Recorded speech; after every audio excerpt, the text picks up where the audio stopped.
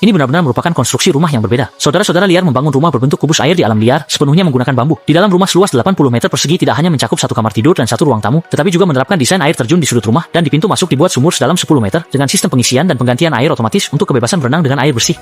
Di depan kita adalah Babo Ben dan Ben Boba, dua bersaudara yang karena sudah mencapai usia menikah, datang ke alam liar untuk membangun rumah pernikahan mereka sendiri. Untuk memberikan kejutan kepada calon istri mereka, kedua saudara ini berusaha keras membangun rumah yang unik. Dengan dorongan cinta, mereka dengan cepat membangun satu kamar tidur dan satu ruang tamu, dengan sofa selebar 1,2 meter dan tempat tidur besar 3,1 meter. Cukup untuk kehidupan manis pasangan muda di masa depan.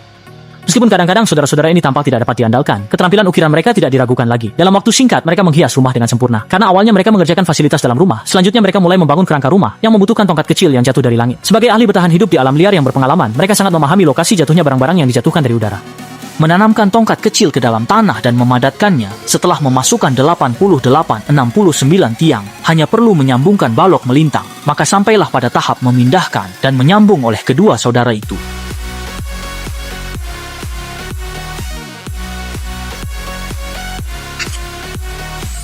Dari kerangka dasar yang dibangun, dapat dilihat bahwa desain rumah kali ini terinspirasi oleh kubus air. Bahkan bagian atapnya juga menghilangkan cara konstruksi tradisional. Di alam liar, bambu adalah bahan yang paling mudah ditemukan. Jadi kedua saudara ini menggunakan bambu sepanjang proses pembangunan rumah. Sambungan atapnya dirancang menyerupai aliran air terjun. Setiap sudut menunjukkan bakat seni mereka. Kemudian mereka menggunakan tangan untuk memasang struktur keseluruhan dengan semen.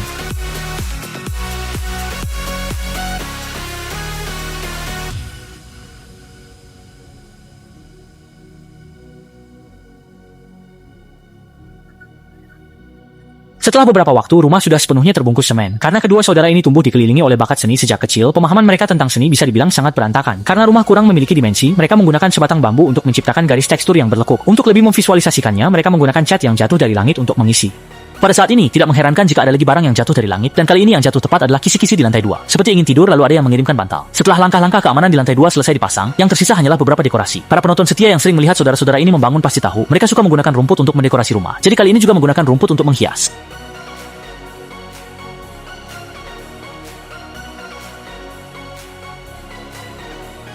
Pada saat ini, bagian luar sudah selesai. Di dalam rumah, kedua saudara berencana menambahkan suasana. Dan hanya lampu bohlam bergaya retro yang dapat menunjukkan keunggulan villa kecil 2 lantai. Seperti yang diketahui, di mana ada Babo Ben dan Ben Bobab, di situ ada kolam renang. Kali ini kedua saudara berencana membangun di depan pintu rumah, mewujudkan impian berenang begitu keluar rumah. Karena mereka ahli menggunakan mesin penggali tanah, mereka dengan cepat membersihkan fondasi.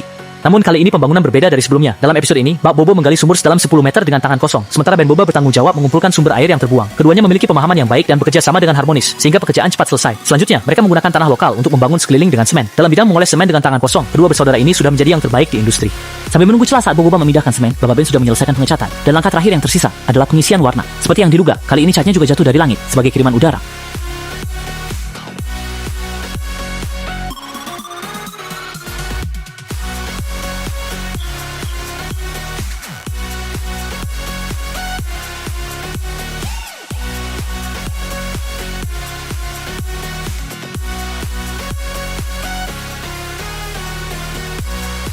Setelah proses pembangunan selama 1 hari 3 jam, keseluruhan rumah sudah terbentuk. Saat ini hanya tersisa pekerjaan pengairan sumber air. Karena kedua bersaudara tidak membangun peralatan penyerapan air, mereka hanya bisa menyiram dengan ember satu persatu, sambil menunggu ikan dipanggang. Setelah 98 kali penyiraman, kolam renang akhirnya selesai dengan sempurna.